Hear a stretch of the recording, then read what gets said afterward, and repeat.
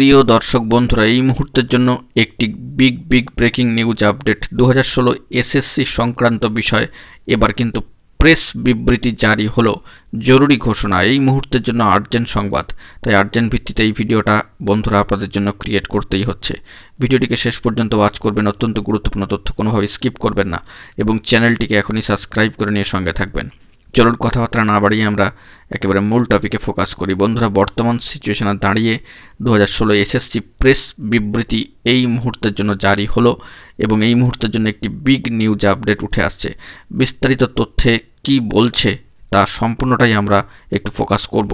বন্ধুরা, প্রেস বিবৃতি এসএসসি 2016 সংক্রান্ত বিষয়ে সংগ্রামী যৌথ মঞ্চের পক্ষ থেকে জানানো যাচ্ছে যে স্কুল সার্ভিস কমিশনের মাধ্যমে এসএসসি 2016 নিয়োগ প্রক্রিয়ায় নিয়োগপ্রাপ্ত প্রায় 19,000 যোগ্য শিক্ষক শিক্ষিকা এবং শিক্ষাকর্মীদের চাকরি বহাল রাখতে রাজ্য সরকার, স্কুল সার্ভিস কমিশন এবং স্কুল শিক্ষা দপ্তরকে যোগ্য অথবা বৈধ এবং অযোগ্য অথবা অবৈধদের পৃথকীকরণ সংক্রান্ত তথ্য প্রমাণ এবং নামের তালিকা কার্যত সুপ্রিম কোর্টে পরবর্তী শুনানির দিনে জমা দেওয়ার জন্য জোরপূর্বক দাবি জানাচ্ছি, যা প্রেস বিবৃতি এসএসসি 2016 সংগ্রামী যৌথ মঞ্চের পক্ষ থেকে কিন্তু জানান দেওয়া হচ্ছে।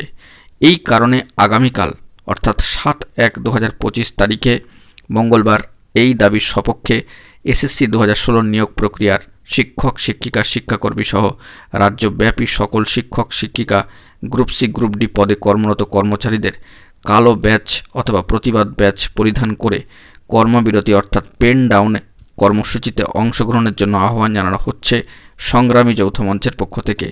এছাড়াও সংগ্রামী যৌথ মঞ্চের পক্ষ থেকে সকল যোগ্য এসএসসি 2016 নিয়োগপ্রাপ্তদের আগামী 7ই জানুয়ারি 2025 তারিখে অর্থাৎ মঙ্গলবার গণছুটি নিয়ে শহীদ মিনারে অবস্থান মঞ্চে গণ অবস্থানে যোগদান করার জন্য অনুরোধ জানাই। তো এই বার্তাটি কিন্তু সরাসরি উঠে আসছে সংগ্রামী যৌথ মঞ্চের তরফ থেকে। একেবারে প্রেস বিবৃতি আহ্বানে সম্মানীয় অনিরুদ্ধ ভট্টাচার্য মহাশয় আহ্বায়ক এবং রাজ্য নেতৃত্ববৃন্দ সংগ্রামী যৌথ মঞ্চ 6/1/2025 তারিখে দাঁড়িয়ে কার্যত প্রেস বিবৃতি এসএসসি 2016কে কেন্দ্র করে।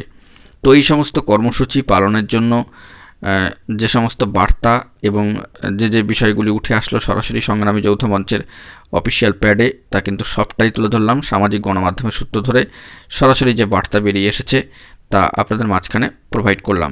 তো এখন এটুকুই। সকলে ভালো থাকবেন, চ্যানেলটিকে অতি অবশ্যই সাবস্ক্রাইব করে নিয়ে সঙ্গে থাকবেন। ধন্যবাদ।